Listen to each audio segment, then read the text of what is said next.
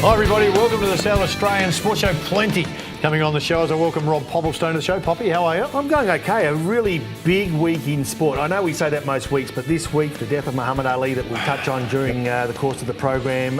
Football, of course, is always on the tip of our lips and tongue because of the fact that both clubs are playing so well. I'm really looking forward to discussing a whole lot of things. All right, we've got women's boxing coming on. We've got motor vehicles powered by humans coming on. A little bit different. HPVs, I think we call them. They are, human-powered vehicles. Yes. Going to have a chat with those guys. Glenn Elliott is going to drop in for a chat. Now, he was a superstar in his own right, Poppy, through his great player. career. Hall of Famer with the Saints, if you don't mind. And right now he's got a few problems at the Glenelg Footy Club, so we're going to have a chat about both of those. But Poppy, time to get over to our new information on what happened on the weekend, what happened last weekend in sport. We go over to Britt. How are you, Britt? Yeah, all good, thanks, boys. Round 11 of the AFL saw the Crows gain a commanding victory over St Kilda by 88 points at Adelaide Oval on Sunday. Adelaide forward Josh Jenkins continues his impressive season after kicking 7 goals in the Crows' thumping of the Saints. Crows coach Don Pike raised Adelaide's ability to distribute the ball evenly between the team and share the workload. Meanwhile, it was an identical outcome for Port as they defeated Collingwood by 67 points in an awesome game at the MCG on Sunday. Port dominated the game through the team's fleet of small forwards and the loose man behind the ball. After being snubbed not to make it to the September finals, the Power is threatening to break into the top 8 on the ladder after now snatching their 6th win of the season. In the Sandful, all games were played on Sunday as Glenelg defeated the Magpies at Alberton.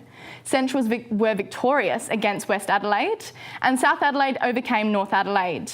The Eagles came out on top against Norwood, while Sturt celebrated a win over Adelaide.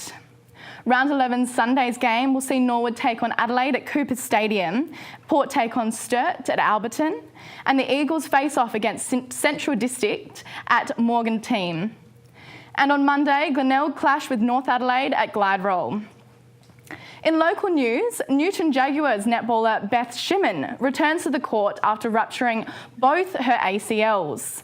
The Jaguars co-captain simultaneously ruptured both her ACLs in her knees during a pre-season game and was facing at least a year on the sidelines.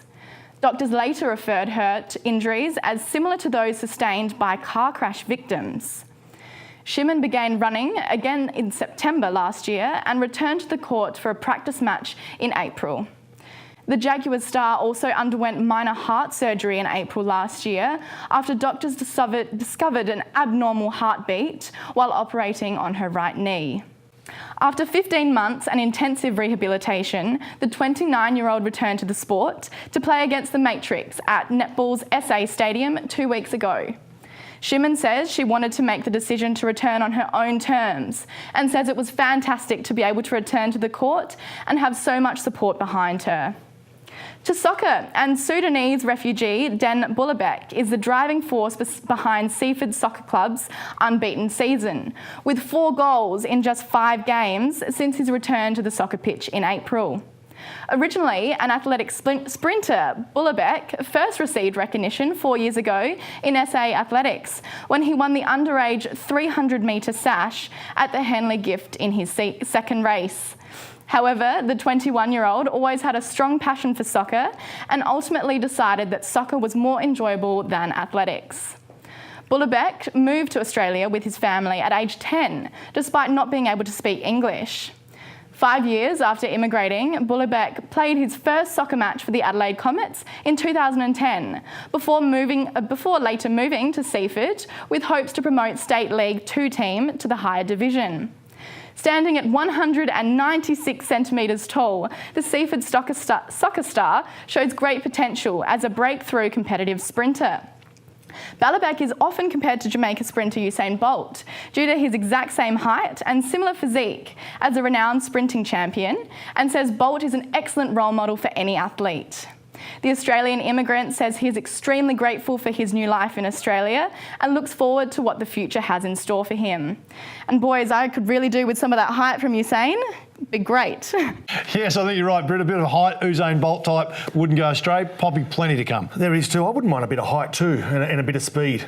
I think he's got a little bit of strength.